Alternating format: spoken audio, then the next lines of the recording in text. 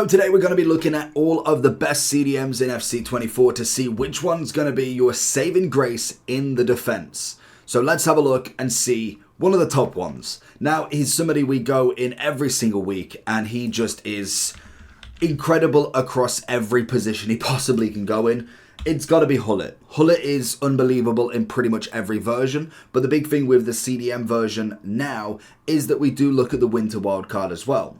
When we look at, obviously, the future stars, or I think that was the ultimate birthday, in fact, that one is just, it's God tier. Of course it is. He's 11.2 million coins, which is just outstandingly incredible. We have 2 million for Centurions. We have 765 for actually the base, which is probably the lowest he's been in a long time this early on into the game.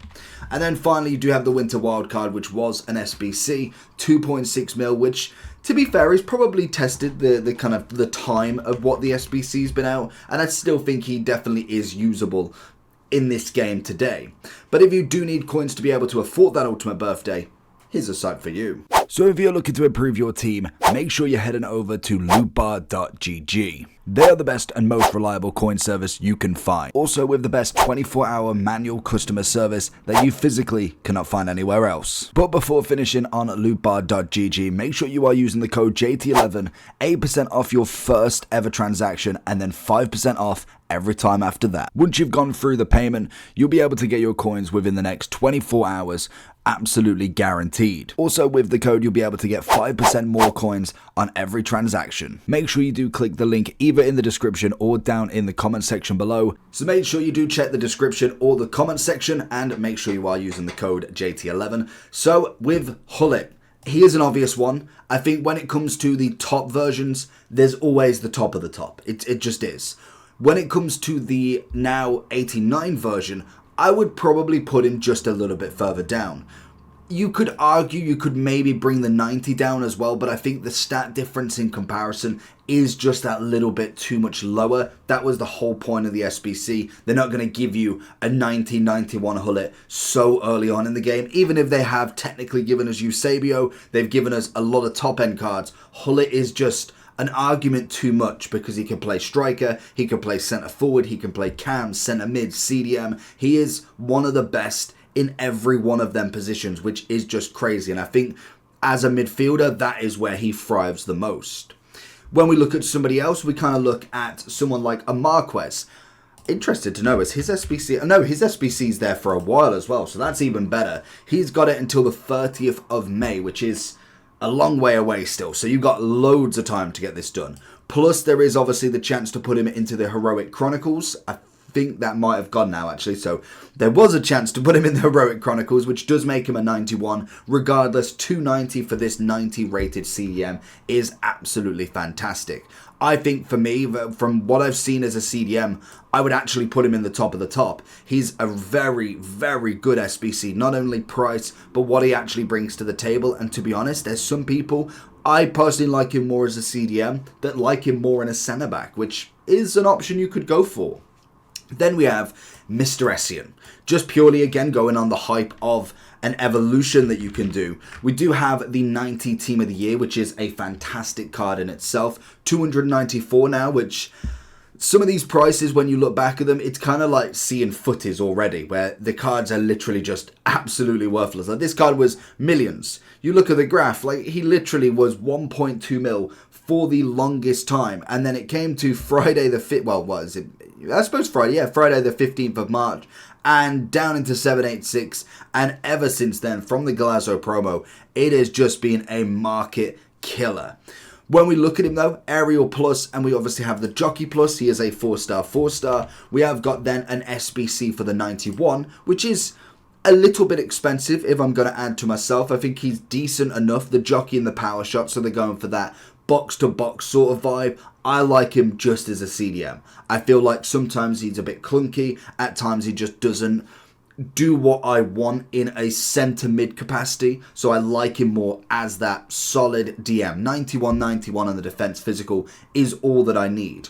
But they have introduced as well the Galazo show, which does keep the Galazo icon theme, which I am absolutely here for. You get more pace, more shooting, and more physical. Could argue makes him more of a box-to-box with a little bit more on the stats, but I still think he is a perfect DM.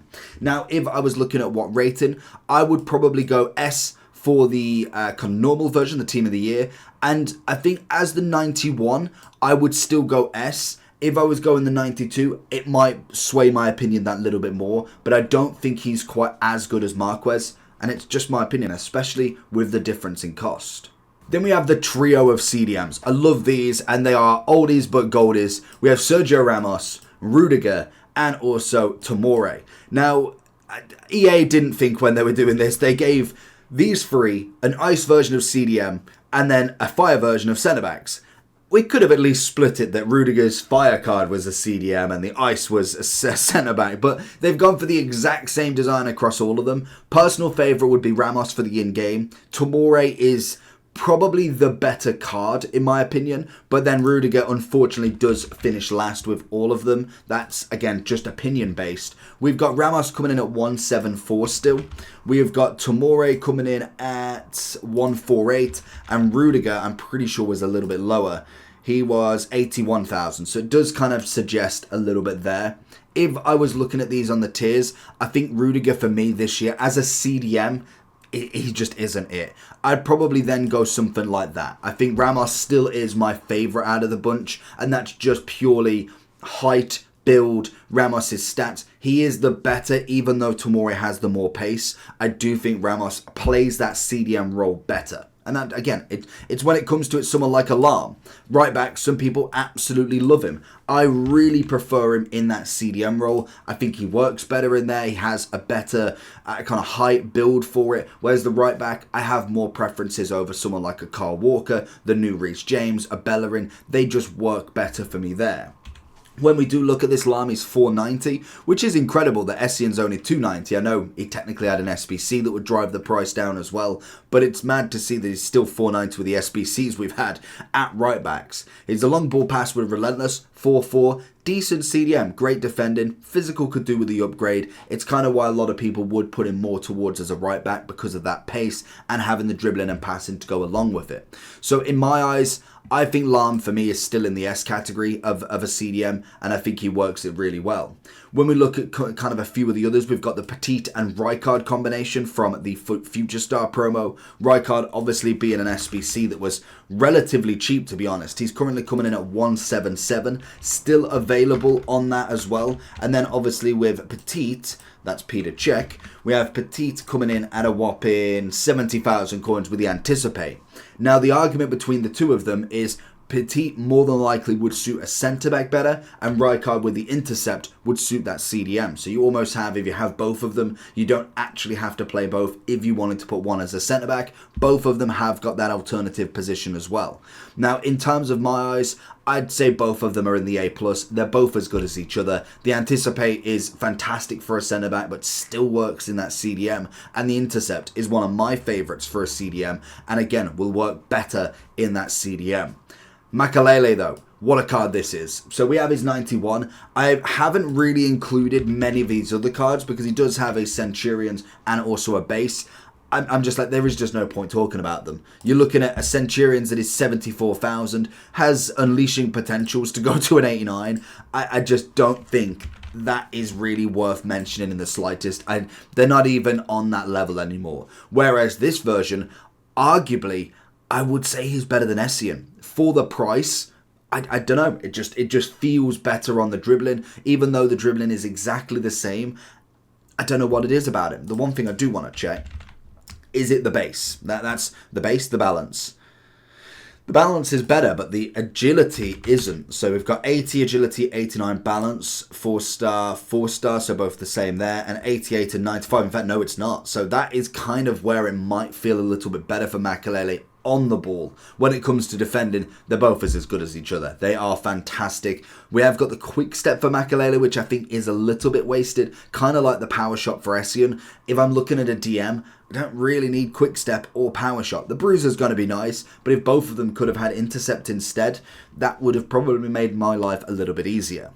We then look at something like Ramirez. Great card. Absolutely love this card. He is going to be dynamite when we get the footies. Genuinely, once we see that 95 to 98 Ramirez, triple, quadruple playstyle plus, that is going to be a phenomenal card.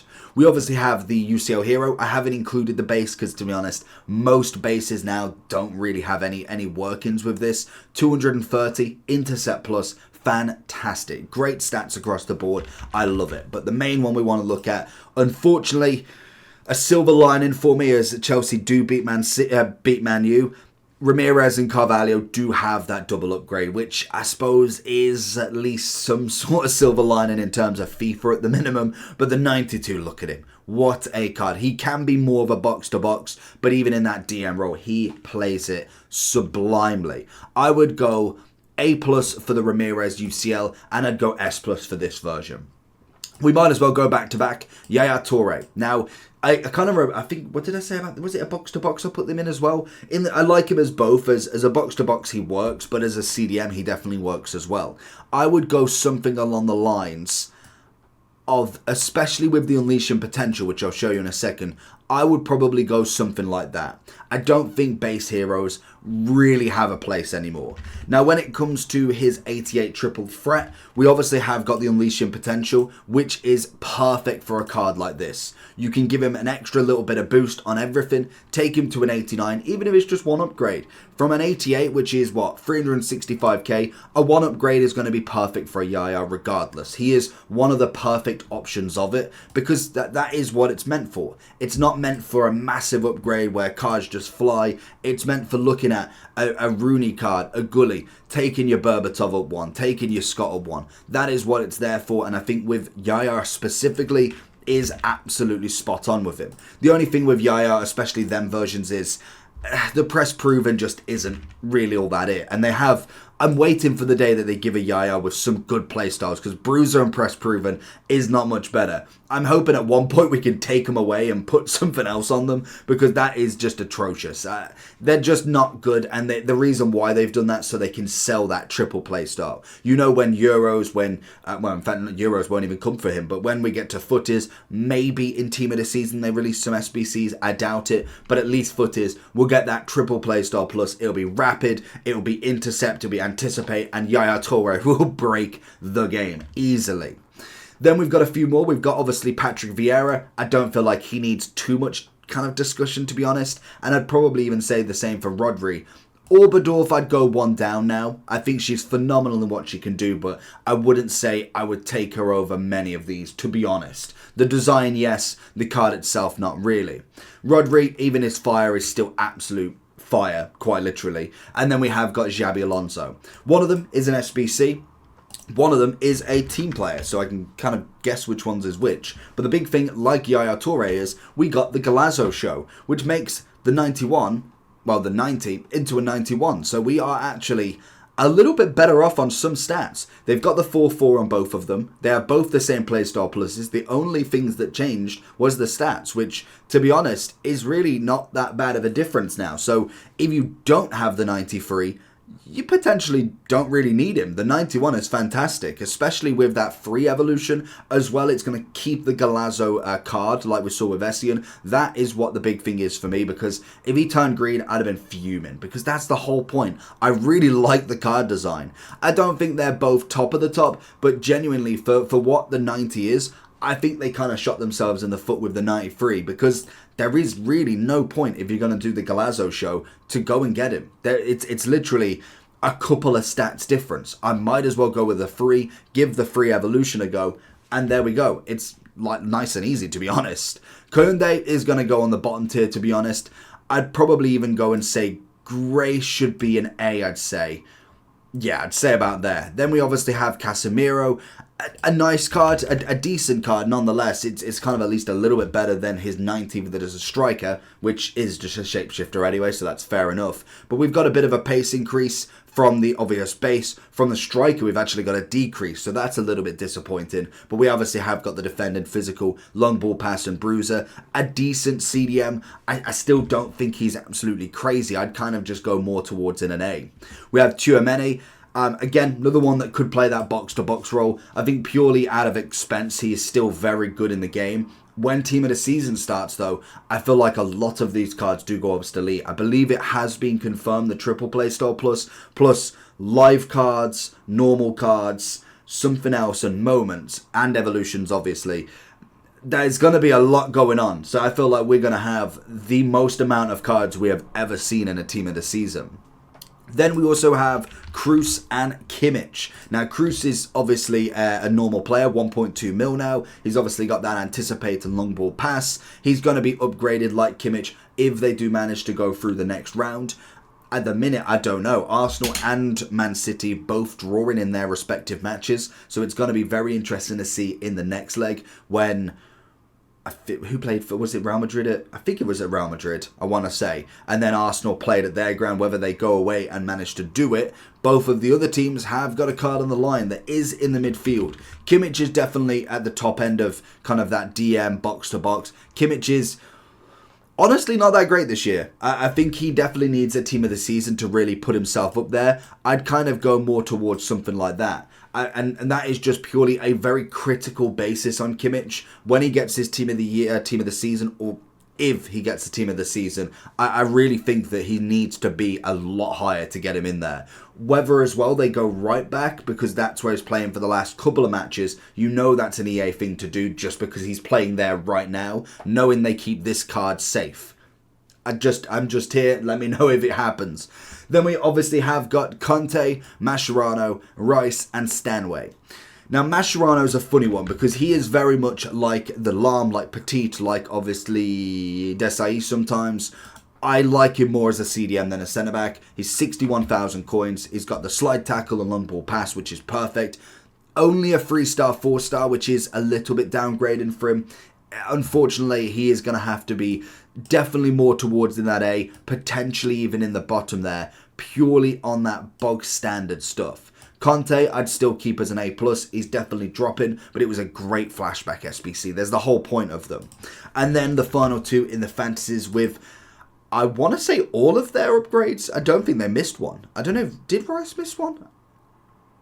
Trying to think now. I can't remember if he missed one or he got all of them. I think he might have missed one, to be honest with you. Regardless, he's 93, 885,000.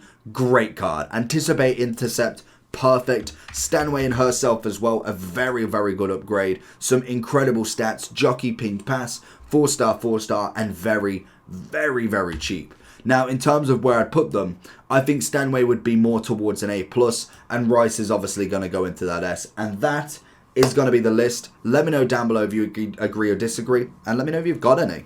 Peace.